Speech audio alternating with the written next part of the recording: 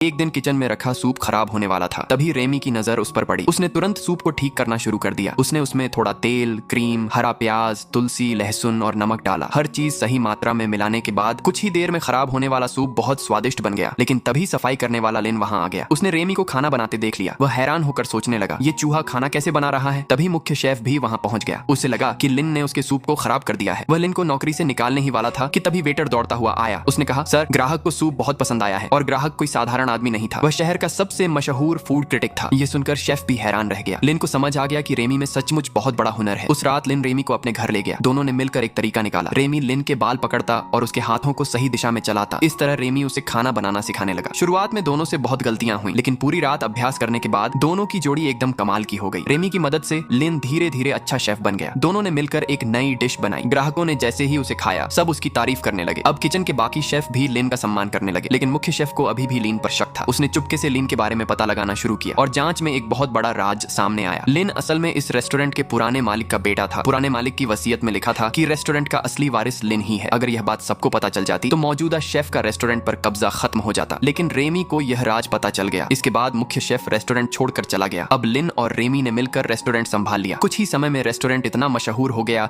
कि वहां ग्राहकों की लाइन लगने लगी। लेकिन तभी एक बड़ी गलती हो गई। रेमी अपने परिवार के कई चूहों को किचन में ले आया। लिन ने जब पूरे किचन में इतने सारे चूहे देखे तो उसका गुस्सा फूट पड़ा। उसने सभी चूहों को बाहर निकाल दिया, यहाँ तक कि उसने रेमी को भी बाहर कर दिया। अब रेमी के बिना लिन खाना बनाने की कोशिश करने लगा, लेकिन उसका खाना पहले जैसा अच्छा नहीं बन रहा था। तभी वही मशहूर फूड क्रिटिक रेस्टोरेंट में पहुंच गई। उसने एक बहुत मुश्किल चुनौती दी। उसने कहा, मुझे ऐसी डिश चाहिए जिसमें खट्टा, मीठा, कड़वा, तीखा और नमकीन पांचों स्वाद एक साथ हों। लिन घबरा गया। उसे समझ ही नहीं आ रहा था कि अब क्या करे। तभी अचानक रेमी रेस्टोरेंट के दरवाजे पर दिखाई दिया। एक शेफ उसे पकड़ने के लिए दौड़ा, लेकिन इस बार लिन ने सबके सामने सच बता दिया। उसने कहा, अब तक जो भी अच्छा खाना मैंने बनाया है उसके पीछे रेमी का हाथ है। ये सुनकर सभी शेफ हैरान रह गए। उन्हें विश्वास नहीं हुआ कि एक छोटा सा चूहा उनसे भी अच्छा खाना बना सकता है। गुस्से में सभी शेफ ने नौकरी छोड़ दी। अब रेस्टोरेंट में एक भी शेफ नहीं बचा था और बाहर फूड क्रिटिक खाने का इंतजार कर रही थी। अगर खाना अच्छा नहीं बना तो उसकी एक खराब समीक्षा रेस्टोरेंट को हमेशा के लिए बर्बाद कर सकती थी। लिन और रेमी परेशान खड़े थे। तभी रेमी के बूढ़े पिता वहां पहुंचे। उन्होंने रेमी से पूछा, क्या खाना बनाना तुम्हारे लिए इतना जरूरी है? रेमी ने बिना डरे कहा, हाँ, बस फिर क्या था। रेमी के पिता ने जोर से आवाज लगाई और अगले ही पल सैकड़ों नहीं हजारों चूहे रेस्टोरेंट की तरफ दौड़ पड़े। अब देखना यह था कि क्या ये सारे चूहे मिलकर ऐसी डिश बना पाएंगे जो उस घमंडी फूड क्रिटिक को भी पसंद आ जाए।